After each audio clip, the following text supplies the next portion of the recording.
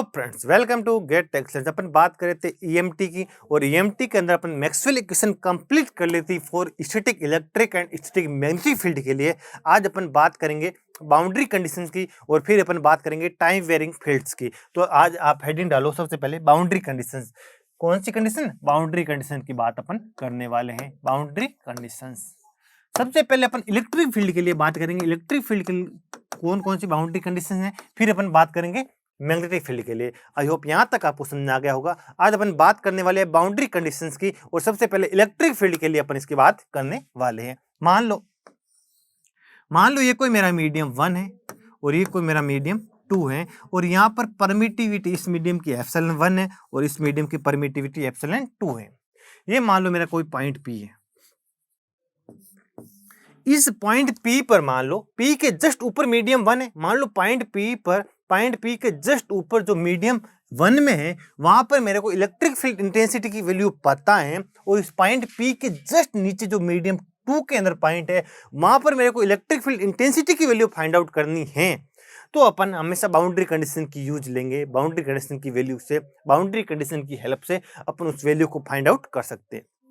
यानी एक मीडियम के अंदर मेरे को इलेक्ट्रिक फील्ड इंटेंसिटी की वैल्यू पता है, और मेरे को दूसरे मीडियम के अंदर इलेक्ट्रिक फील्ड इंटेंसिटी की वैल्यू फाइंड आउट करनी है, तो अपन बाउंड्री कंडीशन की हेल्प से वो वैल्यू फाइंड आउट कर सकते हैं। ये आपके अगले जो अपन का अगला चैप्टर है प्लेन वेव प्रोपगेशन, उसके अंदर भी most important boundary condition use होगी, बिल्कुल यूज होगी, और इसको आपको बड़े डिटेल से समझना है। इसका एप्लीकेशन कहाँ है कि अगर एक मीडियम के अंदर मेरे को इलेक्ट्रिक फील्ड इंटेंसिटी की वैल्यू पता है, मान लो मेरे को E1 की वैल्यू पता है, और मेरे को मीडियम 2 के अंदर इलेक्ट्रिक फील्ड इंटेंसिटी की वैल्यू फाइंड आउट करनी है एट द पॉइंट P, मतलब किसी इंटरफेस पॉइंट पे ही अपन फाइंड आउट कर सकते हैं।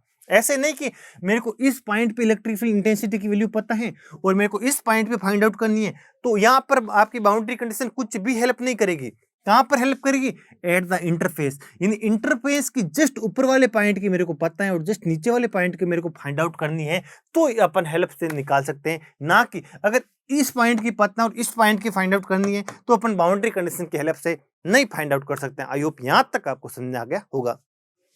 तो बाउंड्री कंडीशन की हेल्प से अपन इलेक्ट्रिक फील्ड इंटेंसिटी की वैल्यू फाइंड आउट कर सकते हैं। जब अपन को किसी एक मीडियम के अंदर गिवन है और दूसरे मीडियम के अंदर फाइंड आउट करनी है, तो अपन आसानी से फाइंड आउट कर सकते हैं। मान लो इस मीडियम 1 के अंदर ये पॉइंट P है ना, तो इस पॉइंट P के जस्ट ऊपर वाला पॉइंट, जो पॉइंट P ही अपन एज्यूम कर सकते हैं, इस पॉइंट P पर मीडियम 1 के अंदर मेरे को इलेक्ट्रिक फील्ड इंटेंसिटी E1 की वैल्यू मान लो गिवन है, और इस पॉइंट P पर मीडियम 2 के अंदर मेरे को इलेक्ट्रिक फील्ड इंटेंसिटी E2 की वैल्यू फाइंड आउट करनी है। तो अपन कैसे करेंगे उसकी बात करेंगे। मान ले सबसे पहले तो मैं इधर इस पॉइंट P को थोड़ा इधर एज्यूम करूंगा, तो और आसानी रहेगी समझाने में। ये मान लो मेरा पॉइंट P है। इस पॉइंट P पर इस सरफेस S के एक मैं नॉर्मल खींच लेता हूं। क्या खींच लेता हूं? ये मान लो मैंने एक खींच लिया, नॉर्मल खींच लिया, ये मान लो नॉर्मल। इस पॉइंट P पे मान लो मीडियम 1 के अंदर इलेक्ट्रिक फील्ड इंटेंसिटी की वैल्यू कितनी है? E1 है, और इसकी डायरेक्शन कुछ ऐसे है। मान लो इसका मैग्नीट्यूड E1 है और इसकी डायरेक्शन कुछ ऐसी है। आई होप यहां तक आपको समझ आ गया होगा। आप ऐसे मत सोचना इस पॉइंट की है तो इसी पॉइंट की electric field intensity. Direction show करने के लिए मैंने एरो ऐसे शो कर दिया, और इसकी मैग्नीट्यूड कितना है? E1 है, तो मैंने E1 शो कर दिया। आई होप यहां तक आपको समझ आ गया होगा। अब देखो, इसके है ना, इसको मैं दो कंपोनेंट्स के अंदर डिवाइड कर सकता हूं। एक कंपोनेंट ये हो जाएगा और एक कंपोनेंट ये हो जाएगा। देखो ये क्या नॉर्मल है, ये तो अपन क्या होगा? नॉर्मल कंपोनेंट होगा। तो इसको मैं लिख सकता हूं E1 नॉर्मल। लिख सकता हूं या नहीं लिख सकता हूं? बिल्कुल लिख सकता हूं। और इसको लिख सकता हूं, ये अपनी नॉर्मल के क्या होगा? परपेंडिकुलर होगा। तो E1 टेंजेंशियल लिख सकता हूं या नहीं लिख सकता हूं? ये क्या होगी? इधर टेंजेंट होगी। ये टेंजेंट की डायरेक्शन में है, तो इसको E1 टेंजेंशियल लिख दिया, और ये अपन की नॉर्मल की डायरेक्शन में है, तो इसको E1 नॉर्मल लिख दिया। आई होप यहां तक आपको समझ आ गया होगा। यानी इस पॉइंट P पर मीडियम 1 के अंदर इलेक्ट्रिक फील्ड इंटेंसिटी की वैल्यू E1 है, जिसके मैंने डायरेक्शन शो कर दी और दोनों के दोनों कंपोनेंट शो कर दिए। आई होप यहां तक आपको समझ आ गया होगा। अब देखो, मीडियम 2 के अंदर मैंने एज्यूम कर लिया इस पॉइंट पे इलेक्ट्रिक फील्ड इंटेंसिटी की वैल्यू कितनी है? E2 है, और इसकी मैंने डायरेक्शन मेरे को अभी तक कुछ पता नहीं है, मैंने डायरेक्शन एज्यूम कर ली, ऐसे एज्यूम कर ली। मान लो मेरे इसका मैग्नीट्यूड की वैल्यू E2 है और मैंने डायरेक्शन कुछ ऐसे एज्यूम कर ली। तो देखो इसके भी कितने कंपोनेंट होंगे, 2 कंपोनेंट होंगे। ये मेरा एक तो हो जाएगा टेंजेंशियल कंपोनेंट, सॉरी एक तो क्या हो जाएगा नॉर्मल कंपोनेंट, इसको बोलूंगा E2 नॉर्मल। और टेंजेंशियल से इधर शो करो चाहे इधर शो करो, बात तो एक ही है। ये इसका क्या हो जाएगा टेंजेंशियल कंपोनेंट, इसको ले दिया E2T लिख दिया। आई होप यहां तक आपको समझ आ गया होगा। यानी मीडियम 1 के अंदर पॉइंट P पे इलेक्ट्रिक फील्ड इंटेंसिटी की वैल्यू कितनी थी, E1 थी। और E1 की डायरेक्शन मैंने कैसे एज्यूम कर ली, ऐसे एज्यूम कर ली। E1 का मैग्नीट्यूड E1 एज्यूम कर लिया। इसका टेंजेंशियल कंपोनेंट हो गया, एक नॉर्मल कंपोनेंट हो गया। आई होप यहां तक आपको समझ आ गई होगी। मीडियम 2 के अंदर मेरे को अभी कुछ पता नहीं है, तो मैंने डायरेक्शन कुछ ऐसे एज्यूम कर ली E2 की। और E2 का एक कंपोनेंट हो गया नॉर्मल कंपोनेंट, एक हो गया टेंजेंशियल कंपोनेंट। और मैंने एज्यूम कर लिया कि E2 है ना नॉर्मल के साथ मान लो ये मान लो आपका कुछ भी आप एज्यूम कर लो, ये आपका θ1 एंगल बनाती हैं और ये आपकी θ2 एंगल बनाती हैं। आई होप यहां तक आपको समझ आ गया होगा।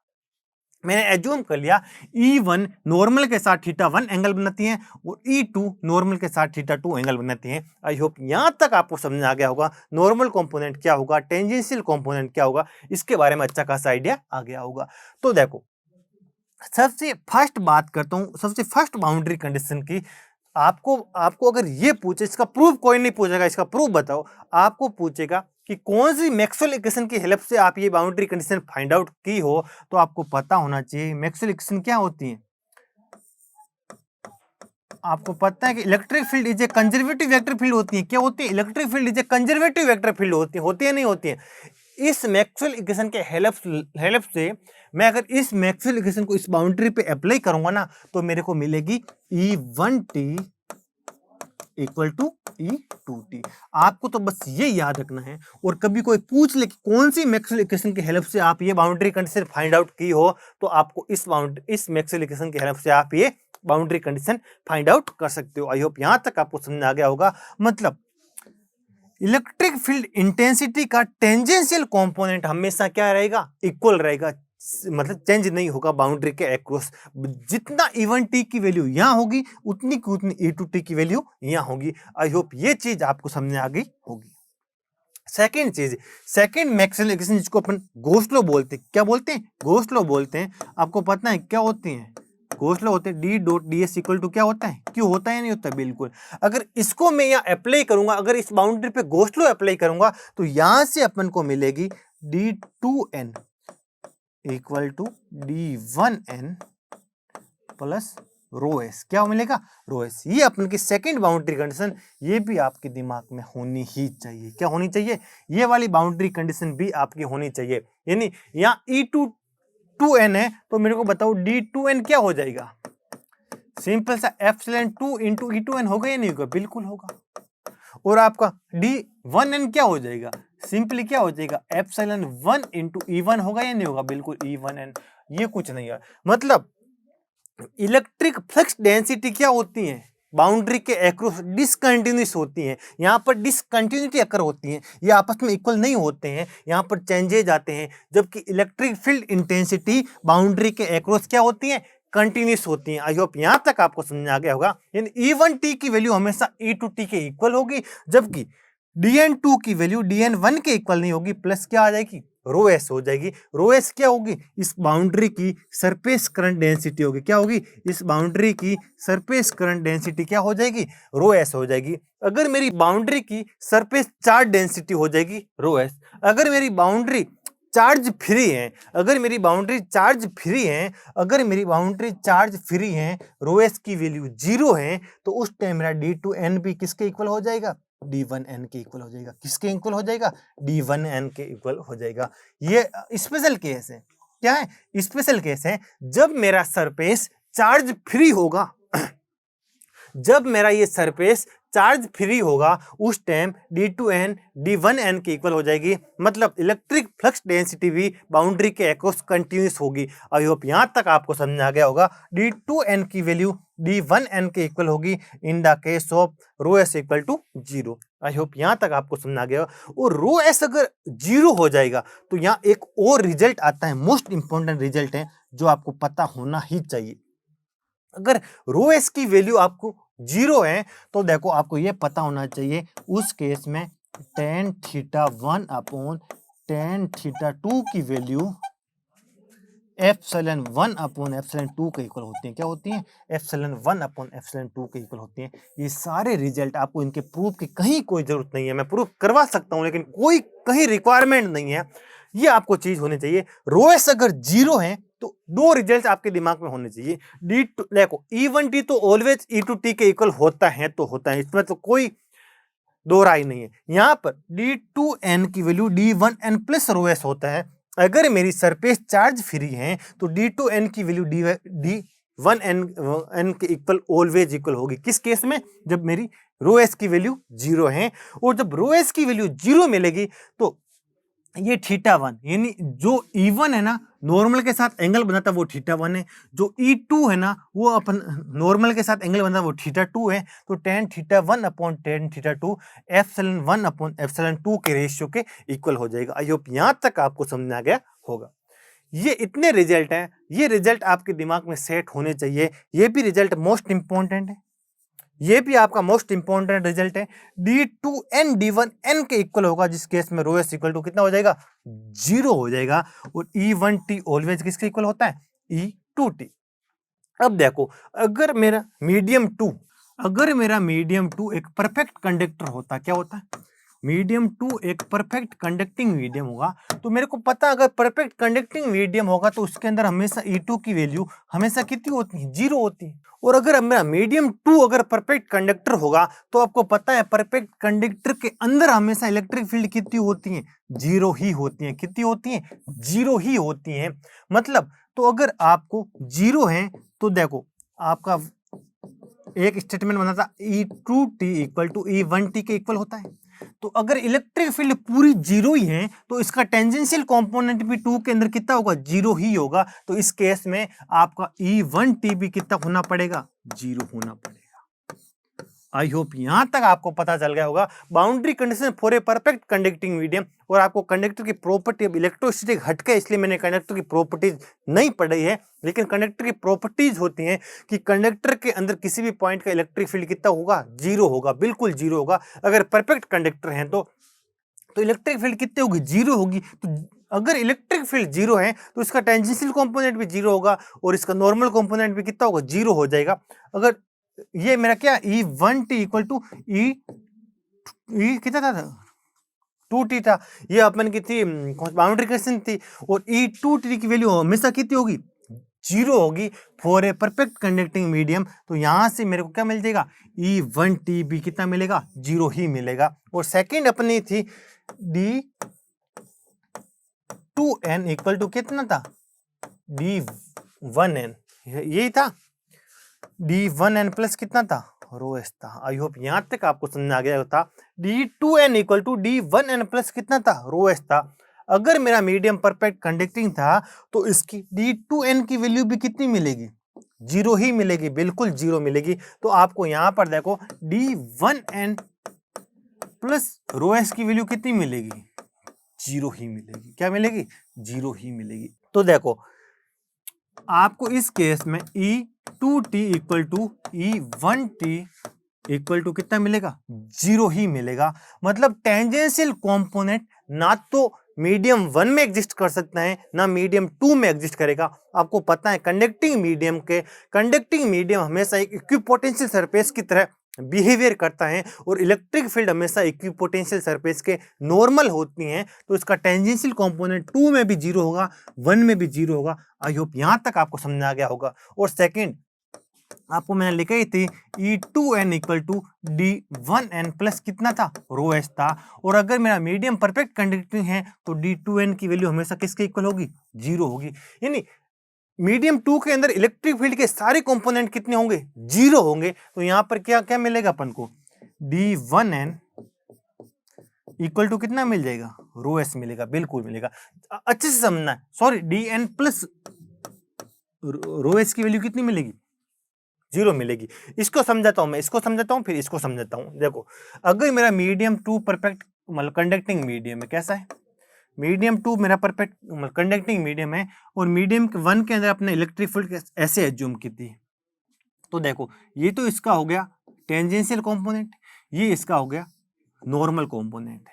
तो देखो इसकी वैल्यू तो हमेशा कितनी होगी, जीरो ही होगी। कितनी होगी, जीरो ही होगी। हमेशा टेंजेंशियल कंपोनेंट की वैल्यू तो हमेशा क्या होगी, जीरो होगी। इसके अंदर तो कुछ भी फील्ड एग्जिस्ट नहीं कर सकती, इसके अंदर तो E2 तो ऑलवेज कितनी होगी, जीरो ही होगी। लेकिन जब कंडक्टिंग मीडियम होगा ना तो E1 पे क्या फर्क पड़ेगा उसकी बात करता हूं। तो ये E1 है, तो ये इसका कौन सा कंपोनेंट है, ये इसका टेंजेंशियल कंपोनेंट हमेशा कितना होगा, जीरो होगा। और देखो D1n प्लस रो एस की वैल्यू कितनी होगी, जीरो होगी। ये D1n plus rho S equal to कितना होगा, जीरो होगा। यानी D1n इक्वल टू कितना होगा, माइनस रो एस होगा। क्या होगा, D1n इक्वल टू कितना होगा, माइनस रो एस। और E1t ऑलवेज कितना होगा, जीरो होगा। इसको समझना, अगर मान लो बाउंड्री के ऊपर पॉजिटिव चार्ज है, कैसा चार्ज है, बाउंड्री के ऊपर मेरा पॉजिटिव चार्ज है, तो रो एस क्या होगा, पॉजिटिव होगा। तो बिल्कुल पॉजिटिव होगा। तो मेरा बताओ D1n की वैल्यू क्या मिलेगी मेरे को इस केस में, नेगेटिव मिलेगी या नहीं मिलेगी, नेगेटिव, बिल्कुल नेगेटिव मिलेगी। तो यहां पर अपने एज्यूम कैसे किए हैं, मीडियम 1 से 2 की ओर एज्यूम किए, इसकी अपनी एज्यूम की है 1 to 2 एज्यूम करती हैं। और उस केस में अपन को D1n की वैल्यू क्या मिल रही है, नेगेटिव मिल रही है। मतलब उस पॉइंट पे अब जस्ट ऑपोजिट मिलेगी, आउटवर्ड नॉर्मल मिलेगी। ये आपको नेगेटिव साइन यही शो करता है। आई होप यहां तक आपको समझ आ गया होगा। इसका मतलब क्या होगा, आउटवर्ड मिलेगा अपन को। और अगर मेरा सरफेस के ऊपर नेगेटिव चार्ज है, कैसा चार्ज है, सरफेस के ऊपर नेगेटिव चार्ज है, तो आपको बताओ रो एस की वैल्यू क्या मिलेगी, नेगेटिव, नेगेटिव इंटू नेगेटिव क्या मिलेगा, पॉजिटिव। तो इस केस में D1n क्या मिलेगा अपन को, D1n अपन को मिलेगा पॉजिटिव क्वांटिटी मिलेगी, बिल्कुल पॉजिटिव। मतलब जैसी डायरेक्शन अपने एज्यूम कर रखे हैं ना, वो डायरेक्शन ही सही रहेगी। मतलब इसकी डायरेक्शन अब क्या रहेगी, नीचे ही रहेगी। इस केस में आपको पता है नीचे ही रहेगी। इस केस में हमेशा क्या रहेगी, नॉर्मल रहेगी। और कैसे रहेगी, नीचे रहेगी। आई होप यहां तक आपको समझ आ गया होगा। यहां पर आपकी D1n की वैल्यू सरफेस के तो हमेशा क्या होगी, नॉर्मल होगी। टेंजेंशियल कंपोनेंट तो ऑलवेज कितना होगा, जीरो होगा, नॉर्मल होगी। आपको पता है पॉजिटिव चार्ज क्या होता है, इलेक्ट्रिक फील्ड का क्या होता है, सोर्स होता है। तो कैसे होगी, आउटवर्ड होगी। नेगेटिव चार्ज क्या होता है, इलेक्ट्रिक फील्ड का सिंक होता है। होगी तो नॉर्मली, लेकिन कैसे होगी, नॉर्मली इनवर्ड होगी। आई होप यहां तक आपको समझ आ गया होगा। तो आपको कंडक्टर के लिए कुछ भी याद रखने की जरूरत नहीं है। यह मान लो आपका कंडक्टिंग मीडियम है, ये आपका मान लो कंडक्टिंग मीडियम है। इसके ऊपर आपकी सरफेस आर डेंसिटी कितनी है, रो एस है। क्या है, रो एस है। अगर ये रो एस पॉजिटिव है तो आपको याद रखना है किसी भी पॉइंट पे आपको इलेक्ट्रिक फील्ड इंटेंसिटी की वैल्यू क्या होगी, नॉर्मली आउटवर्ड होगी। और उसका मैग्नीट्यूड हमेशा किसके इक्वल होगा, रो एस के इक्वल होगा। ये चीज आपको ध्यान रखना है। हमेशा क्या होगी, नॉर्मली होगी और आउटवर्ड होगी। और आपको ऐसे कैसे मान लो ये आपको रो एस दे दे और ये रो एस आपको मान लो नेगेटिव दे दे, यहाँ पर तो आपको क्या दे दिया, पॉजिटिव दे दिया, तो क्या होगा, नॉर्मली आउटवर्ड होगी। ये आपका मान लो ये आपका कंडक्टिंग मीडियम है, तो यहाँ तो इलेक्ट्रिक फील्ड हमेशा कितनी होगी, जीरो होगी। और इस मीडियम की मैं अगर बात करूंगा तो किसी भी पॉइंट पे अगर करूंगा बात, तो क्या होगी, नॉर्मली होगी। और कैसे होगी, इनवर्ड होगी। और उसका मैग्नीट्यूड किसके इक्वल होगा, रो एस के इक्वल होगा। किसके इक्वल होगा, रो एस के इक्वल होगा। इसका मैग्नीट्यूड किसके इक्वल होगा, रो एस के इक्वल होगा। आई होप यहां तक आपको समझ आ गई होगी, बिल्कुल समझ आ गई होगी। जैसे मान लो एक एग्जाम के अंदर मान लो क्वेश्चन आ गया, आप कुछ भी दे दिया, रो एस आपको मान लो फाइंड रो एस कुछ भी दे दिया, और आपको पूछे इस पॉइंट पी पे ये वाला मीडियम आपको मान लो कंडक्टिंग मीडियम दे दे। कैसा मीडियम दे दे, एक कंडक्टिंग मीडियम दे दे। और इस पॉइंट पी पे मीडियम 1 के अंदर आपको पता है इलेक्ट्रिक फील्ड होगी, जो भी होगी कैसे होगी, नॉर्मल होगी। इसके क्या होगी, यहाँ पर अगर मैं टेंजेंस की तो इससे क्या होगी, नॉर्मल होगी, बिल्कुल होगी। इसका टेंजेंशियल कंपोनेंट तो हमेशा कितना होगा, जीरो होगा। एक कंपोनेंट ही बचेगा। अगर रो एस पॉजिटिव है तो नॉर्मली आउटवर्ड, अंदर तो कितनी है, जीरो, इधर तो आ नहीं सकती। उस मीडियम 1 के अंदर कैसे होगी, नॉर्मली आउटवर्ड होगी।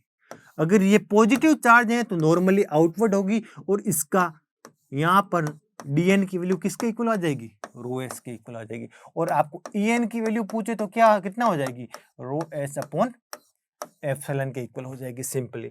और अगर ये चीज आपको रो एस आपको मान लो आपको गिवन है, रो एस आपको नेगेटिव आपको गिवन है, तो आपको पता है, ये मान लो यहाँ पर कंडक्टिंग मीडियम है, तो यहाँ तो इलेक्ट्रिक फील्ड कितनी होती है, 0 होती है। इधर पूछे पॉइंट पी पे इस मीडियम 1 के अंदर पूछे, तो आपको पता है हमेशा कैसे होगी, नॉर्मल ही होगी। कैसे होगी, नॉर्मल होगी। नेगेटिव है, नेगेटिव चार्ज कभी सोर्स नहीं है, हमेशा क्या बनता है, सिंक बनता है। डायरेक्शन आप अपने दिमाग से सेट कर लोगे ना, तो फिर कुछ नहीं है। यहाँ पर क्या बचेगा, D2n क्या मैग्नीट्यूड किसके इक्वल हो जाएगा, रो एस के मैग्नीट्यूड के इक्वल हो जाएगा। और यहाँ सिंपली E2n की बात करूंगा, तो E2n की वैल्यू किसके इक्वल हो जाएगी, mod of rho S upon epsilon के इक्वल हो जाएगी। आई होप यहाँ तक आपको समझ आ गया होगा। ये होती है अपन की बाउंड्री कंडीशंस कंप्लीट होती हैं फॉर इलेक्ट्रिक फील्ड। अपन इस पे अच्छा सा क्वेश्चन करते हैं, फिर इस टॉपिक को खत्म करते हैं। ये मान लो आपको एक क्वेश्चन गिवन है, ये मान लो आपको ऐसा गिवन है, ये x इक्वल टू 0 गिवन है, ये आपका पॉजिटिव x गिवन है, ये x is greater than 0 given है, और ये आपका x is less than 0 given है। ये आपको एग्जाम के अंदर गिवन मिलेगा। ये आपका मीडियम 1 है, इसकी रिलेटिव परमिटिविटी आपको वैल्यू दे रखी है 2.5 दे रखी है। कितनी दे रखे हैं, 2.5। ए होमोजेनियस डाइलेक्ट्रिक रीजन है 1 है, जो x इज लेस देन 0 के लिए है। और सेकंड है, ये आपका फ्री स्पेस दे रखा है। कितना दे रखा है, ये आपका फ्री स्पेस दे रखा है। और फ्री स्पेस के लिए आपको पता है रिलेटिव परमिटिविटी की वैल्यू कितनी होती है, 1 होती है। आई होप यहाँ तक आपको समझ आ गया होगा। ये आपका एक, ये मीडियम 1 गिवन है, मीडियम 2 गिवन है, ये आपको फ्री स्पेस गिवन है, और इसकी आपको परमिटिविटी, रिलेटिव परमिटिविटी की वैल्यू 2.5 गिवन है। और इसके अंदर आपको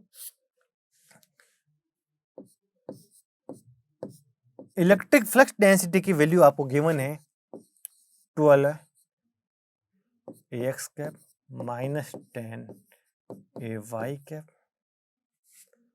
plus 4 AZ cap nano coulomb पर मीटर स्क्वायर। ये आपको गिवन है। और आपको अगर इस मीडियम के अंदर पूछ रहे हैं कि सेकंड मीडियम के अंदर मेरे को D2 की वैल्यू पूछ रहे हैं, किसकी वैल्यू पूछ रहे हैं, D2 की value for medium, second medium के लिए आपको D2 की वैल्यू पूछ रहे हैं। ये आपको मीडियम 1 के अंदर गिवन है, और मीडियम 2 के अंदर आपको पूछ रहे हैं। तो आपको पता है फर्स्ट बाउंड्री कंडीशन क्या होती है, टेंजेंशियल कंपोनेंट ऑलवेज क्या होगा, इक्वल होगा। यानी इलेक्ट्रिक फील्ड इंटेंसिटी का टेंजेंशियल कंपोनेंट हमेशा क्या होगा, इक्वल होगा, बिल्कुल इक्वल होगा। ये तो आपको मतलब इसका, ये x is greater than 0, x is less than 0, तो आपको पता होना चाहिए टेंजेंशियल कौन सा कंपोनेंट होता है, नॉर्मल कौन सा कंपोनेंट होता है। तो ये आपकी जो सरफेस बन रही है, इंटरफेस बन रही है, x इक्वल टू 0 सरफेस होती है, और x इक्वल टू 0 सरफेस के नॉर्मल कंपोनेंट हमेशा क्या होता है, ax कैप होता है। क्या होता है, ax कैप, इससे क्या होता है, नॉर्मल कंपोनेंट होता है।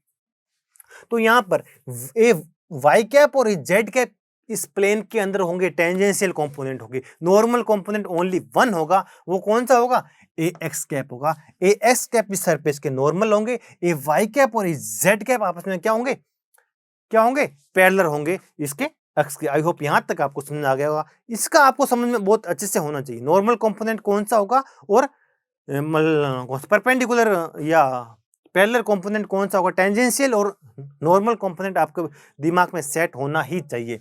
ये क्या होगा, x is greater than 0, x increase हो रहा है, x इक्वल टू 0 सरफेस के, कोई भी सरफेस दे दें आपको, कुछ भी मान लो x इक्वल टू 5 सरफेस दे दे, तो इसके नॉर्मल कंपोनेंट हमेशा ax कैप ही होगा। आई होप यहां तक आपको समझ आ गया होगा।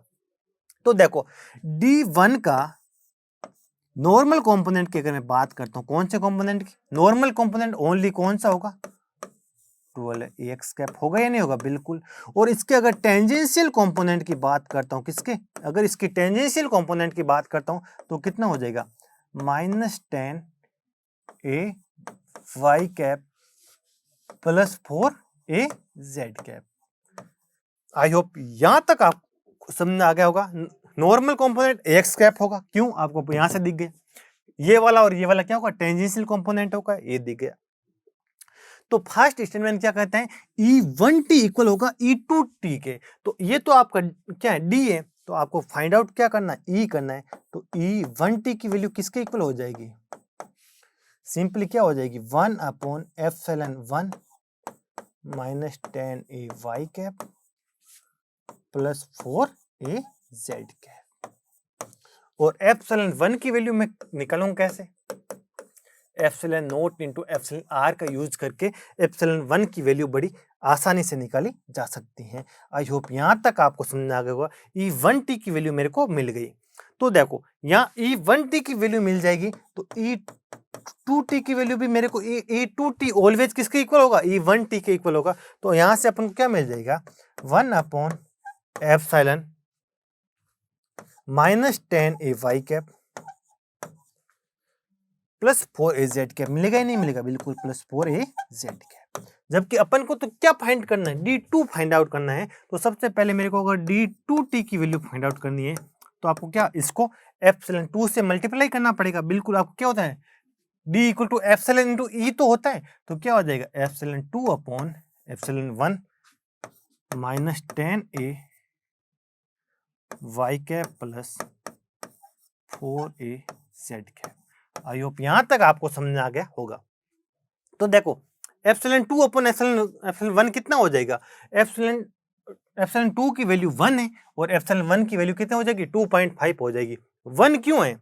एप्सिलॉन 2 क्या होगा? Epsilon not into epsilon R2 होगा और एप्सिलॉन 1 क्या होगा? Epsilon not into epsilon R1 होगा। तो एप्सिलॉन नॉट से एप्सिलॉन नॉट आपस में कैंसिल हो जाएगा। फिर ये रेशियो क्या हो जाएगा? Epsilon R2 upon epsilon R1 हो जाएगा। तो एप्सिलॉन R2 की वैल्यू 1 है और 1 की वैल्यू क्या है? 2.5 है। तो आंसर कितना हो जाएगा? 1 upon 2.5 minus 10 a y cap plus 4 a z cap. I hope यहाँ तक आपको समझ आ गया होगा। ये मेरी D2t की वैल्यू मेरे को मिल गई। ये चीज आपको समझ में आनी चाहिए। ये मैंने D2t की वैल्यू कैसे फाइंड आउट की, ये चीज आपके दिमाग में सेट होनी चाहिए। ये आपकी बाउंड्री कंडीशंस है। अब देखो बाउंड्री आपको एग्जाम के अंदर गिवन है कि बाउंड्री कैसी है? सरफेस फ्री है। कैसे है? सॉरी, चार्ज फ्री बाउंड्री है। तो आपको पता है अगर बाउंड्री चार्ज फ्री है तो D1n की वैल्यू D2n के इक्वल होगी या नहीं होगी? बिल्कुल होगी। D1n की वैल्यू D2n के इक्वल होगी अगर मेरी बाउंड्री कैसी है? चार्ज फ्री है। कैसी बाउंड्री है? चार्ज फ्री बाउंड्री है। तो मेरे को बताओ अब D क्या हो जाएगा? D सिंपली क्या हो जाएगा? D का टेंजेंशियल कंपोनेंट प्लस D का क्या हो जाएगा? सॉरी, D2 फाइंड आउट करना। D2 का टेंजेंशियल कंपोनेंट प्लस D2 का नॉर्मल कंपोनेंट के सम के इक्वल हो जाएगा। बिल्कुल हो जाएगा। अब आपको इसको और इसको ऐड कर देना है तो सिंपली आंसर कितना आ जाएगा? 12ax कैप प्लस ये वाली वैल्यू आपको D2t की वैल्यू इधर आपको पुट कर देनी है। ये वाली वैल्यू पुट कर दोगे तो आपको D2 का आंसर मिल जाएगा। आई होप यहां तक आपको समझ आ गया होगा। ये अपनी है बाउंड्री कंडीशन। बहुत ही सिंपल टॉपिक है, बड़ी आसानी से समझा जा सकता है। कोई इसके अंदर रॉकेट साइंस नहीं है। और अपन जब प्रीवियस ईयर सारे क्वेश्चन करेंगे ना, जितने भी बाउंड्री कंडीशन पे आ रखे हैं प्रीवियस ईयर 10 से 15 ईयर में जितने क्वेश्चन आ रखे हैं बाउंड्री कंडीशन के ऊपर, वो अपन सारे क्वेश्चन करने वाले हैं। जब अपन प्रीवियस ईयर करेंगे तो आपको अभी तक बेसिक समझ में आना चाहिए बाउंड्री कंडीशन है क्या, इसका एप्लीकेशन कहाँ कहाँ पर है और इसके अंदर कौन कौन सी मतलब है ना, इसके अंदर कौन कौन सी मैक्सवेल इक्वेशन इन्वॉल्व हो रही हैं, वो सारी बातें आपको पता होना चाहिए और इसके रिजल्ट्स आपको पता होने चाहिए। और सिंपली डी और ई के अंदर आपको कंफ्यूज नहीं होना है। डी को ई में और ई को डी के अंदर कन्वर्ट करना आना चाहिए। तो आई होप ये फर्स्ट बाउंड्री कंडीशन है जो फॉर इलेक्ट्रिक फील्ड के अंदर अपने कंप्लीट किए। अपन नेक्स्ट लेक्चर में अपन बात करेंगे boundary condition for magnetic field. तो इस लेक्चर के लिए इतना ही। तो थैंक यू सो मच।